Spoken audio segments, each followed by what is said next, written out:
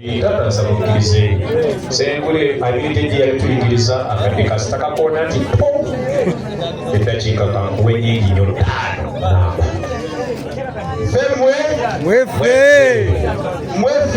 Femmwe nabapirimbemu akayimba akagamba nti baba bamutawaana ate era ne bayitamu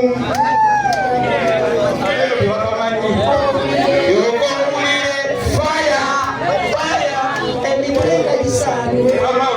kati obwobwogo kati gwe yakoze kati gwe yayiseemu naweeterera omalako yesaawo muleki bebale nnyo kale bwepireko ku ngalo bannamuweekula bannamubende ebyozayoza muganda wange munabuweekula gwale Tom Basajja Nsolo olw'okuyita mu mafungu tolwayita mafungu amafungu g'ebibuuzo kubanga obeera mu makkati bwoti nga mwami Jeje Ssemanda ali wano ku mukono omusajja ate ku mukono omukazi nga wamuwa kisula atuddeko guli mu makkati bonna bakasuka omusaale byebibuuzo okuba kwamulaba nti obyewoma oba bikukwata kale nno Basajja Nsolo yayakakasizza nti nno erinnya lye ye Basajja Nsolo kubanga ensolo zonna nga bwe zayingira ku kizigo yazirya Basajja Nsolo ezimu ziyatinazo omukubire mu ngalo bwa Tom ezo tezimala mu mwongere endala ati omugole waffe basawo banyaba ebibuuzo by'engule bisala wabiri ng'omugunda ogw'effumu oba kaleka ng'abe bisala wabiri ng'ekijugo kubanga oyinza okubeera eyo ng'owuliza ku leebyoyo 97.3 Simba n'ogamba akagudde atyako nange nkeesobolerawo bakutwaleyo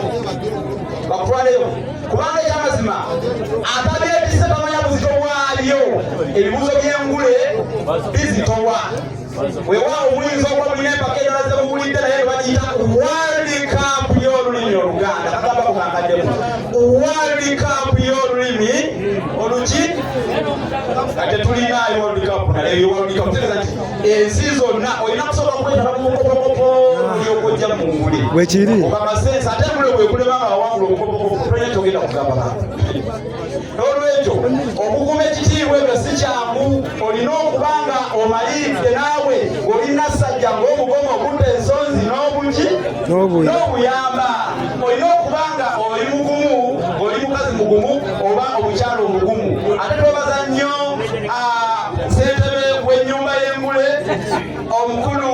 Jeje Ssemanda olw'okwongeramu ekirungo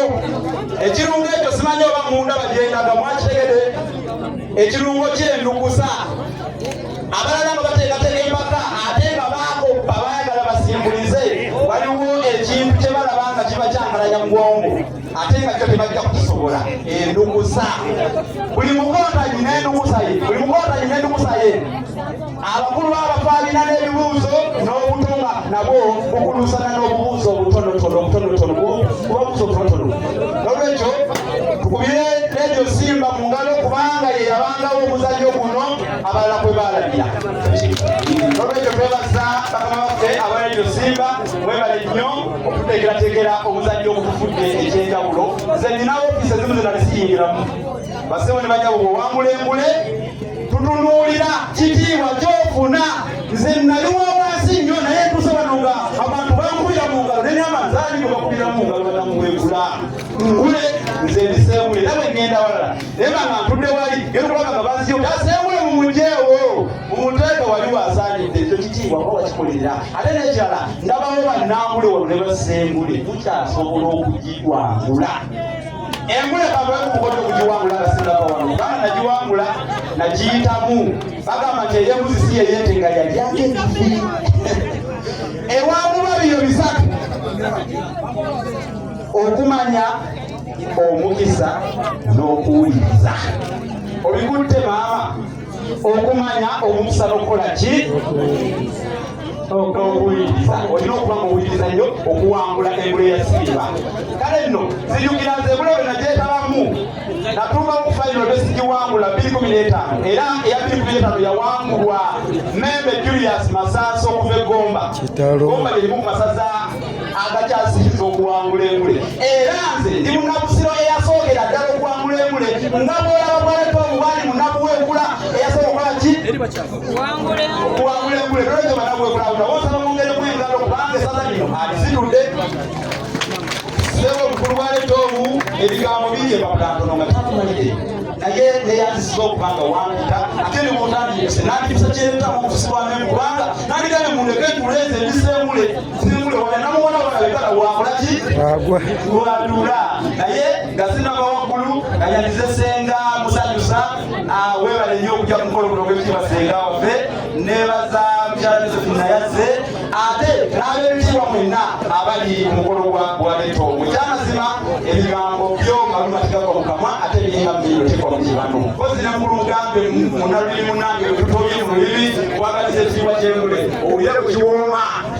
kandi kanerekereza ebigambo embwa yalekanse omusajja mukulu mwami Jeje ekyokuleeta ebirukusa wakola nnyo